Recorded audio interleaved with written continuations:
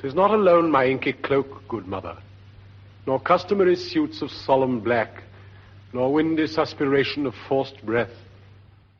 Acting Shakespeare by John Gielgud. Haste me to know it, that I with wings as swift as meditation or the thoughts of love may sweep to my revenge. When I first became ambitious to play some of the great Shakespearean parts, I tried to profit by reading all I could about them. I have read voraciously all my life, though I have always been apt to gallop far too quickly through the enormous quantity of material that I ought to have taken time to digest fully. But I think I did manage to pick up a certain amount of information. My shelves are crammed with theatre books of every kind, and especially the Granville Parker prefaces, which I've always found so infinitely useful and constructive. I still delight in reading many of the critics who have written so finely on Shakespeare, Shaw and Max Beerbohm, Hazlitt, and in my own time, Kenneth Tynan, besides countless biographies of Irving and Ellen Terry, Keane, Garrick, Macready, and many others. I do not recall when I began to understand the functions of a director, but it must have been in the early 20s, when I first acted in Chekhov under Fyodor Komisarjevsky. And when he directed King Lear for the Oxford undergraduates, I was greatly impressed by his work in Shakespeare. I was less satisfied with his Macbeth later at Stratford, though there were strikingly effective moments in it, but I never saw his other controversial productions there. I remember thinking I could not learn the lines in Shakespeare because there were whole speeches that I did not understand, and there was no time to discuss them or to go and look them up in the Variorum. The speech, for instance, like boys unto a muss, kings would start forth and cry, "Your will?" But I tried to learn about punctuation and breathing. It seemed to me that if you were not quite sure of a very difficult speech in Shakespeare, and you studied the punctuation and got it right, the sense would in some way emerge. Much later, in both Winter's Tale and Measure for Measure, I was alarmed to find that so much of the verse was very obscure. But I tried to trust to the sweep of every speech and to mark the commas and full stops and semicolons, and if I observed these correctly, as a bad swimmer begins to trust the water, the text seemed to hold me up. Remember me, oh, all you host of heaven, oh, earth, what else? And shall I couple hell? Oh, fie, hold my heart. And you, my sinews, grow not instant old, but bear me stiffly up. Remember thee, I, thou poor ghost, whilst memory holds a seat in this distracted globe. Remember thee, yea, from the tables of my memory I'll wipe away. I played in 5 or 6 productions of Hamlet over 15 years, an extraordinary piece of luck for any actor. But many people said that my original performance in 1930 was the best, because I had no idea I was going to be good. When you get some sort of reputation behind you, it is much harder to live up to it and far more dangerous. Also, you are afraid of becoming a bit too pleased with yourself. The only thing that gives you satisfaction is to work with new actors around you and a new director who will not allow you to do many of the things you did before.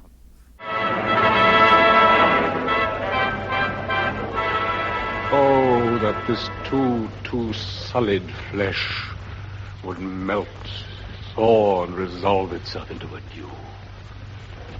Or that the everlasting had not fixed his canon against self-slaughter. Oh, God, how weary, stale, flat, and unprofitable seem to me all the uses of this world. Fie on't, fie. 'Tis an unweeded garden that grows to seed. In directing Hamlet of Richard Burton's performance, I said the only help I could give him was to show him how the more relaxed scenes were played, so that, for instance, he need not tear himself to shreds in the dark, in a scene with a ghost, or in various other passages between the big emotional climaxes. And this advice he seemed to find helpful, but he never seemed to want to work alone with me, except on one occasion, and even then one of the cast hid in a dress basket, took notes, and wrote a book about it afterwards. Of course, he had played the part before at the Old Vic. Finally, when we were on the road before we opened in New York, I was reduced to writing long notes for him, which I would leave on his dressing-room table before the performance in the evening. He would read them through very quickly, discard most of my suggestions, but use 3 or 4 of them during that same evening's performance, without even rehearsing them. All the same, he was very often instinctively right about them, and he was shrewd, generous, intelligent, and cooperative. I was very fond of him, but I felt he was finally something of a Shropshire lad, Hamlet, and I would have rather had the opportunity of working with him as either Macbeth or Coriolanus. It might have been much better for us both, I think, if we had come to Hamlet absolutely freshly. I kept on saying to Burton, the important thing is to tell the story of the play, and to make every scene a progression. In America, I found it impossibly difficult to cast the other parts for Richard Burton's Hamlet, because I didn't know any of the actors there. We had exhaustive auditions, but I could not make up my mind who was good and who was not. And I found that a lot of my time was wasted by actors who wanted motivation for Shakespeare's supporting parts. If I said, "You're just meant to support Hamlet," they were very hurt and cross. I had endless Ophelias to audition in New York, and all of them insisted on doing the mad scene. Some of them came down in outlandish costumes, and one of them gave birth to a doll from under her dress. I knew that each time there would be 2 parts of the scene for me to listen to, so that the audition would take 8 minutes instead of 5, which was just what the hopeful young ladies were counting on. And when I said I wanted them to do "Oh, what a noble mind is here o'erthrown," a far more difficult speech, I found they had not studied it at all. No acting can be ever completely naturalistic, and I suppose what impresses an audience most is if an actor can do something very natural in the climax of a Shakespeare part, but on a different scale. This must have been partly, I think, the secret of Ellen Terry's enormous popularity, quite apart from her talent. She could suddenly drop, just as Shakespeare does, from a very high style of speech and manner into something so simple and human that the whole audience was immediately touched by it. Good farewell. God knows when we shall meet again. I have a faint cold fear thrills through my veins. It almost freezes up into the heat of life. I'll call them back again to comfort me. Nurse!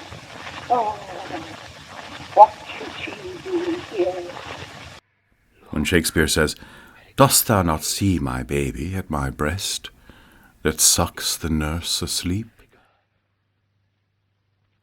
Or, "All the perfumes of Arabia will not sweeten this little hand." Or, "Pray you, undo this button." There is something so infinitely touching about these lines that, if they come at the right drop of temperature from the big noble scaffolding which supports them, they can have the most superb effect on the stage. Certainly Macbeth is an unlucky play. We had a terrible time with this wartime production of it. Several people died during the long provincial tour. One dear old Cornish actress, who was by far the best of the witches, became ill, but she insisted on sitting in the wings of the cold Scala Theatre in London, wrapped in shawls, while we rehearsed. She suddenly arrived at the Midland Hotel in Manchester in a hired car, saying she must be near the theatre, where we were keeping the part open for her with her understudy. She ordered dinner in bed, asked Hugh Beaumont to come up to talk to her, and had her hair cut. In the morning the manager rang to tell me that she had died during the night, while we had been engaged in a dress rehearsal lasting till 4 o'clock in the morning. A fine actor, Marcus Barron, who played Duncan, died some weeks later. Macduff had to be replaced, and when we at last arrived in London, Gwen Frangon Davies walked into a lamp-post in the blackout and got a bruised eye. The imaginative side of Macbeth has always appealed to me, though I knew I would never be able to do justice to the warrior, There's also a romantic and visionary quality in him, and a kind of weakness that his wife brings out so clearly. I saw the part in the opposite way to Olivier. I thought that when Macbeth first comes on, he should seem to be what everyone says he is in the first two scenes, the great warrior chieftain, who is Duncan's greatest general, and having won this battle nobly for him, comes back flushed with success. Then when he meets the witches and comes home to his wife, these two influences, at such a critical moment in his career, suddenly topple him from his height. Tomorrow and tomorrow and tomorrow creeps in this petty pace from day to the last syllable of recorded time. And all our yesterdays have lighted fools their way to dusty death.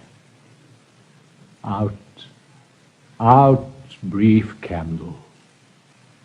Life's but a walking shadow, a poor player that struts and frets his hour upon the stage and then is heard no more.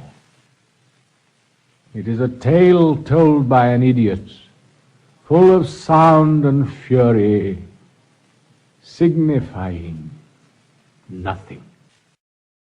When I was playing Hamlet for the last time in 1944, I was frightfully tired at the end of the war, and I used to think, twice today I've got to play Hamlet, this great part that I shall never play again, and I can't do it today.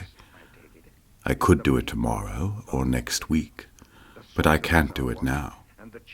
Being forced to carry out a job is part of our discipline as actors, but it must affect performances and productions far more than people imagine. And of course, the whole experience of going to the theatre today is so very different from what it was in my young days. Then it was the first night that was all important, even though there were often disasters, people drying up, scenery sticking, endless waits, and then, too, the press notices all came out the very next day. Films are quite different because they are hardly ever shot in sequence, and you don't have to repeat them 8 times a week. A scene can be repeated until actors and director are satisfied. I think this is one of the reasons why Edith Evans was happier on the screen at the end of her great career. She could no longer bear the discipline of having to create a performance absolutely at the moment, though she had been used to doing so all her life. In the theatre, any small change in the performances of the actors around her would immediately distract and put her off. But when filming, she seemed not to be disturbed by the closeness of the technicians and the cameras, or the lack of a theatre audience, and could be certain of the opportunity of another take if she felt she could improve her performance in any way. Some glory in their birth, some in their skill, some in their wealth, some in their body's force, some in their garments, though newfangled ill, some in their hawks and hounds, some in their horse. And every humour hath its adjunct pleasure, wherein it finds a joy above the rest. But these particulars are not my measure.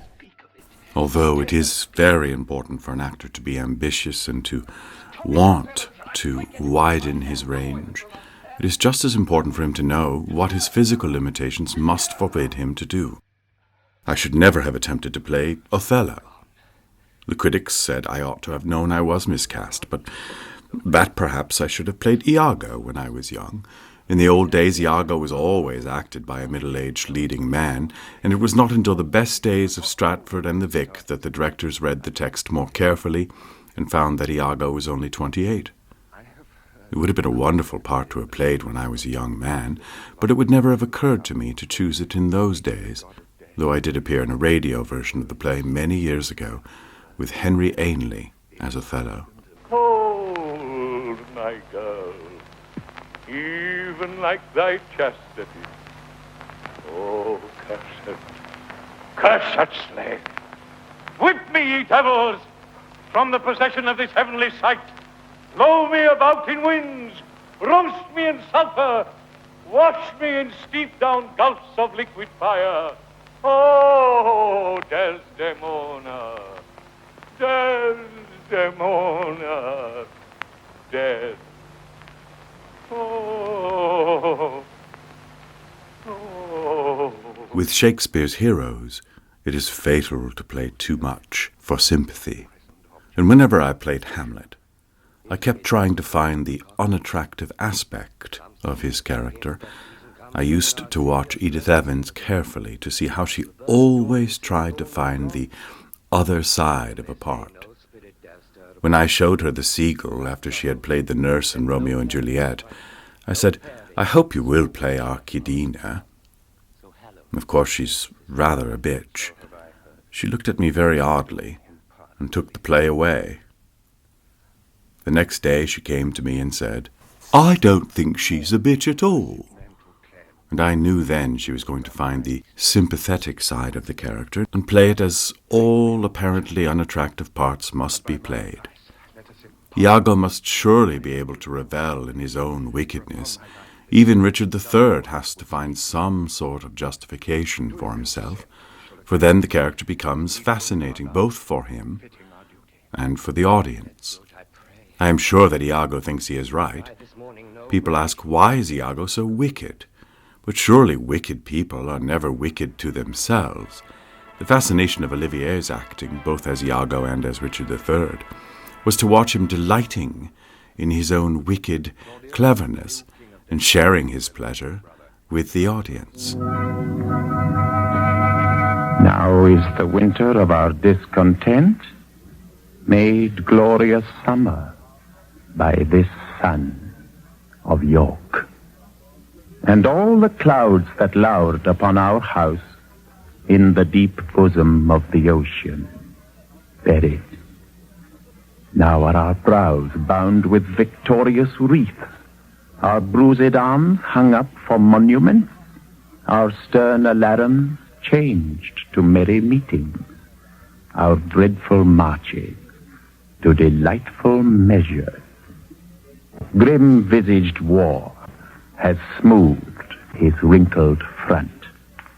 And now, instead of mounting barbed steeds to fright the souls of fearful adversaries, he capers nimbly in a lady's chamber to the lascivious pleasing of a lute. But I, that am not shaped for sportive tricks, nor made to court an amorous looking glass, I that am rudely stamped and want love's majesty to strut before a wanton ambling nymph, I that am curtailed of this fair proportion, cheated of feature by dissembling nature, deformed, unfinished, sent before my time into this breathing world, scarce half made up, and that so lamely and unfashionable that dogs bark at me as I halt by them. All the study and criticism in the world cannot make the production of a Shakespeare play exciting, unless the essential quality of the play is revealed on stage, rather than in the director's notes. Granville Barker was like the conductor of an orchestra. He could bring out qualities in actors they didn't even know they had. Shakespeare stands up to strange treatment almost better than anybody, but I resent it all the more when people take liberties with the plays. I think it is as insulting as it would be to hear a great orchestral score played sloppily and with the movements transposed. After all, in a great orchestra every instrument is an expert, whereas in no Shakespeare production I've ever seen have more than 5 or 6 of the actors been perfectly chosen and controlled. I do not think all-star casts help either. The difficulty is to find a superb all-round company with 1 or 2 striking personalities to lead it. It is something we have never had in England, though the Berliner Ensemble, the Stanislavski Theatre, and some of the other great foreign companies, such as Comédie Française in its great days, seem to have achieved it. Yet many foreigners, especially Americans, proclaim that England has the best actors in the world. An actor does not need to be intellectual or scholarly. Whether a director should be is another matter.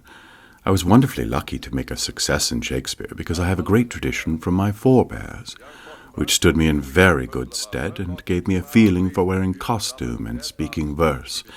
But I have never had an intellectual approach towards the plays, and audiences often credit you with far more intelligence than you really possess. Some stage actors find film acting more difficult than the theatre because of the lack of continuity of style and performance. It is, I think, almost equally difficult, but in a different way. I am no longer afraid of filming as I once was. For many years I was dreadfully self-conscious before the camera, chiefly because I felt I was not good-looking enough, and because my mannerisms became exaggerated on the screen. But gradually I became fascinated with the medium and learned how to relax. Edith Evans used to say, "I never make effects." Well, I have always made effects whenever possible, and I think she did too, though she would never admit to it.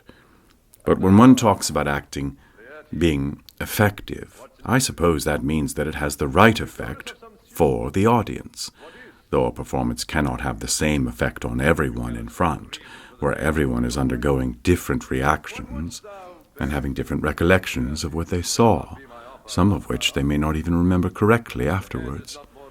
In the same way, actors, especially in a long-running production, can become stale and fall back on tricks they have used in other plays. Speak the speech, I pray you, as I pronounced it to you, tripping me on the tongue. But if you mouth it, as many of your players do, I have as lief the town crier spoke my lines. Nor do not saw the air too much with your hand thus, but use all gently. For in the very torrent tempest, and as I may say, whirlwind of your passion, you must acquire and beget a temperance that may give it smoothness. Oh, it offends me to the soul to hear a robustious, periwig-pated fellow tear a passion to tatters, to very rags to split the ears of the groundlings, who, for the most part, are capable of nothing but inexplicable dumb shows and noise. I could have such a fellow whipped for o'erdoing termagant. It out-Herods Herod. Pray you avoid it, nor be not too tame neither, but let your own discretion be your tutor. Suit the action to the word to the action, with this special observance that you o'erstep not the modesty of nature, or anything so overdone is from the purpose of playing, whose end, both at the first and now, was and is to hold as 'twere the mirror up to nature. I was shocked to find in my later years, particularly during the Second World War, when I had rather an elderly company, how many good actors tended to fall back on past successes, on things they had used before to get a round of applause or a big laugh. Of course, too great an awareness of audiences can be a danger if an actor begins to worry about what they are thinking. When you have been on the stage for many years and people have seen you many times, you know they will come into the theatre with a lot of preconceived ideas. And when I acted in the theatre in my later years, I would often think, some of the audience have never seen me before and may expect a great deal.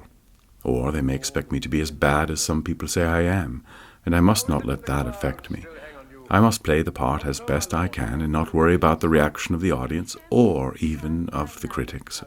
If I seem to be thought good by my fellow actors, that is the best satisfaction I can hope for. I don't think Shakespeare's plays can possibly be put on the screen just as they are in the theatre. The most successful have been the most imaginative, like the Russian Hamlet. One of the best, I think, is the American Julius Caesar, that I was in with Brando, and of course the splendid Henry V of Olivier. Greenaway said, "We'll call it Prospero's Books," a reference to the books given him by Gonzalo, that Prospero takes with him when he is turned out of Milan by the usurper and set adrift in the little boat with the infant Miranda. Out of the books he proceeds to create a new kingdom, which he will rule, as Prospero himself had once done, as a sort of Harun al-Rashid emperor. I thought it all sounded very exciting, but I couldn't understand his idea of my playing all the parts. However, I trusted him and agreed to do it. I went rather apprehensively to a recording studio and taped the whole play for him, reading all the characters in turn. We filmed in Amsterdam in the spring of 1990, and the final editing was being completed in Japan in 1991. It is a perfectly authentic version of the play, but completely fantasized and elaborated by Greenaway in his own particular way. Tradition in today's theatre is denigrated, and yet loved at the same time. Modern productions of Shakespeare are apt to be very revolutionary and are either enormously admired or severely criticized. I find it hard to know just where I stand now, after my own experiences in Shakespeare so long ago. I inherited many of the traditions of the Edwardian theatre and possibly have even created some myself over so many years. All the swift changes in my time have torn me in many directions, but I have tried to adapt myself in my own clumsy way to as many of them as possible, with a varying record of success and failure. I'm delighted to think I may have contributed a little to the popularity of Shakespeare because I happened to be a successful actor at just the right time in stage history. I suppose I felt then, as I imagine Kenneth Branagh must feel today, frightened of being overpraised and overexploited. I was as absorbed throughout my years as a director as I was as an actor, though when I combined the two occupations, as I did many times, I sometimes became too divided to maintain the necessary concentration required. And when I was directed by others, I learned a great deal from them. I did not make many enemies, though I was fairly autocratic in the theatre. I never had to be concerned with money matters. I always found rehearsals fascinatingly lively, matinee days extremely arduous, and long runs as difficult to sustain as they were valuable for practice and selectivity. I have often been too timid and cowardly in my behavior, dreading crises and quarrels because I was always so happy in the theatre. I should perhaps have been a better mixer and also a more formidable character. Olivier was not always an easy man. Like Irving, he was feared as well as deeply respected, but both men inspired enormous devotion and enthusiasm in their companies, and I have always hoped to do the same. And thus the whirligig of time brings in his revenges. Married with mine uncle, my father's brother, but no more like my father than I to Hercules within a month. Ere yet the salt of most unrighteous tears had left the flushing in her galled eyes, she married. O most wicked speed to post with such dexterity to incestuous sheets. It is not, nor it cannot come to good, but break my heart, for I must hold my tongue.